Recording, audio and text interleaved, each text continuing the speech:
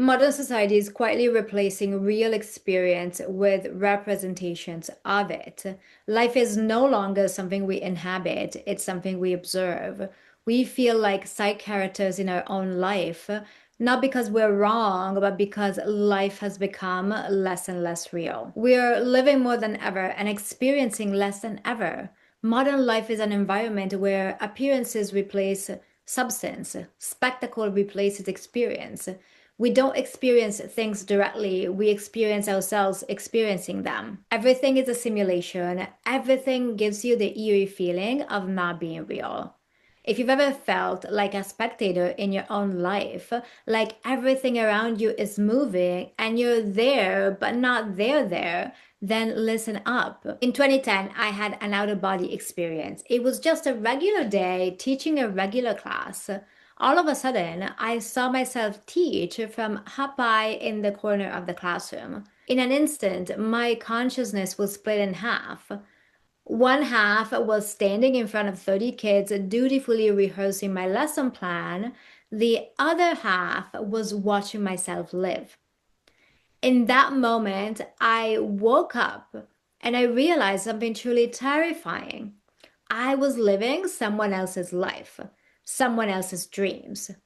My life wasn't real. It felt like being Truman in the Truman Show when he slowly begins to realize that his life and the world around him are staged. The cost of this way of living, of existing at a distance from your own experience, is enormous. We've collectively forgotten how to live because modern civilization has taken away what's most precious about us. That is to say, our ability to feel alive. And the worst part, we call it normal, success, progress. Modern society is quietly replacing real experience with simulation, and the cruel paradox is this: the more successful you are within the system, the less real your life is. We document moments instead of feeling them. We curate identities instead of discovering who we are. We optimize routines instead of asking what truly moves us. It's so normalized that most people don't realize that this way of living is not normal. We must learn to tell the difference between a life of abstraction and a life fully lived, between a life that looks good and a life that feels good. We have to name this modern day confusion out loud and decide that we will not live half alive. Most of what we call living isn't living at all. Real experience is primal, pulsating, it has a texture, it's unpredictable, it moves through you. It interrupts your thoughts. It has weight, consequence. It feels true. It's not staged. It's not performative.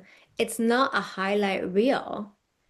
It doesn't feel like you're a character in a play, moving through space but not fully there. Most of what modern civilization calls life feels mediated, filtered, optimized, designed to make us controllable. Look at today's society. We post on social media instead of inhabiting moments. We create personal brands instead of discovering who we are. We track macros instead of enjoying our food. We optimize routines instead of being fully present to our lives. We chase goals, we chase recognition, we chase followers, we chase visibility, we chase the right opinion so we won't be ostracized. We chase the right identity so we'll be approved. And when we reach those things, we feel nothing because we were never truly inside those things. We are living more than ever, we have more access than ever, and yet it's become increasingly difficult to see our lives as lives worth living. Most of what we call living is actually emptiness, lack of direction, meaninglessness. It's misdirected and displaced vitality. We optimize routines, we post on social media, we manage relationships, we chase the next big milestone, and we feel dead inside. The Boer calls this mode the society of the spectacle. I call it spectator consciousness, a way of living where we watch ourselves live instead of experiencing things directly. This way of living is not only abstract, but it's also restless, urgent, always comparing, always following the next shiny object. Modern societies are no longer organized around direct lived experience, but around representations of life. Images replacing reality, appearances replacing participation, observation replacing presence. Life gradually becomes something we watch, and inevitably, we begin to organize our existence around what can be displayed rather than what can be felt. This internalized spectator consciousness asks, how does this look? How will this be perceived? What does this signal about me? And also, what are they doing? What do they have? What should I display next? If you pay close attention, you'll notice something deeply unsettling. Many of the moments you worked the hardest to achieve, from a degree to a relationship, were never fully experienced. They were performed, managed, documented, evaluated. They were never about real hunger. They were about taking things off an imaginary list. They were compensation for not knowing how to feel fully alive. Compensation for disconnection, compensation for not feeling fully inside your own life, compensation for that quiet emptiness you feel every day.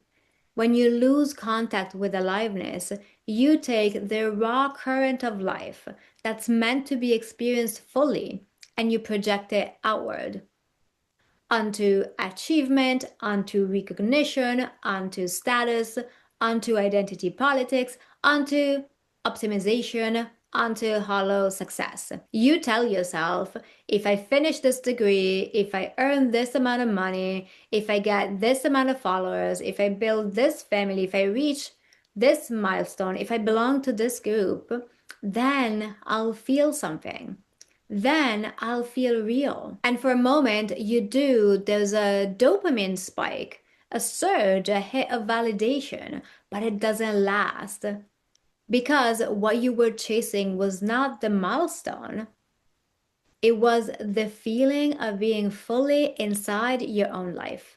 Here's a deeper problem: representation cannot replace experience, spectacle cannot replace life. Abstraction cannot replace contact.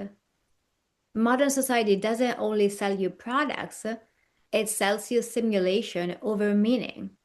It convinces you that the next upgrade, the next visible marker, the next structured improvement will finally restore your sense of aliveness. But what is missing is not achievement, it's connection to life's pulse. There is a profound difference between witnessing your life and inhabiting it. Experience, real experience, has a rhythm. It welcomes uncertainty, it disrupts control. While spectacle is mediated, it's absorbed from the environment. It's normalized long before you realize you're performing it. And one day you wake up and notice something strange. You're extremely busy, but absent from your life. Not because you failed, but because you were trained to experience reality at a distance. There's a paradox no one talks about.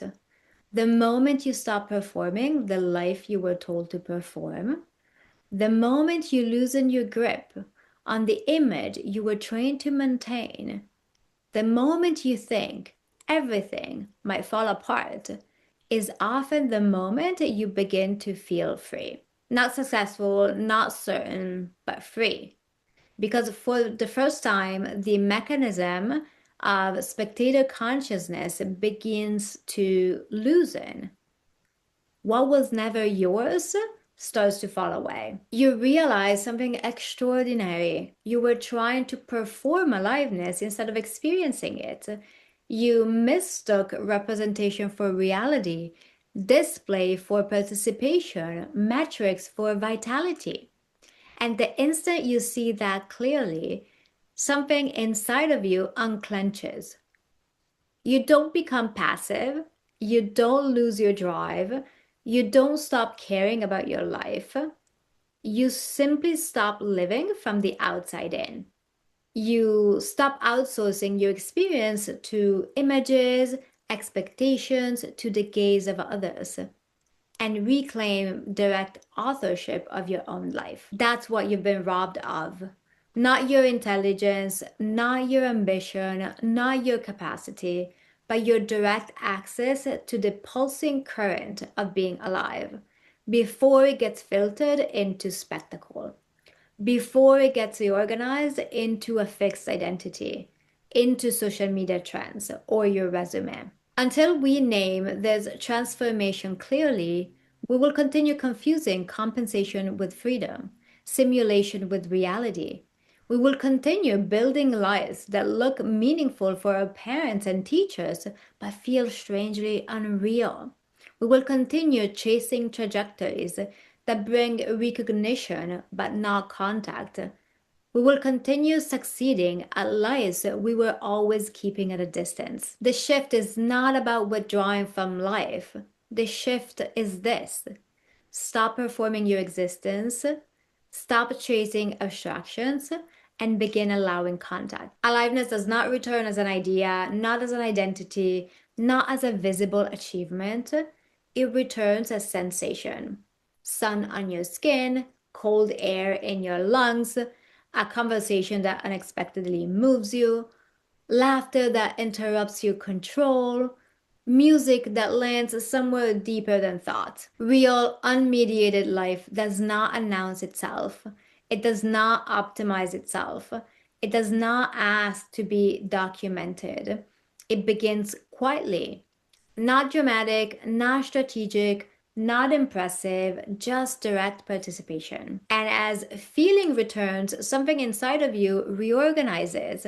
Your work stops being performance. Your relationships stop being staged. Your goals stop being proof of your worthiness. Your life slowly begins to take shape around what feels real instead of what looks impressive. And that is the deeper shift. Meaning stops being something you manufacture. Purpose stops being something you chase. It emerges the moment you return to your own life. You don't manufacture the shift, you just stop distancing yourself from your own life.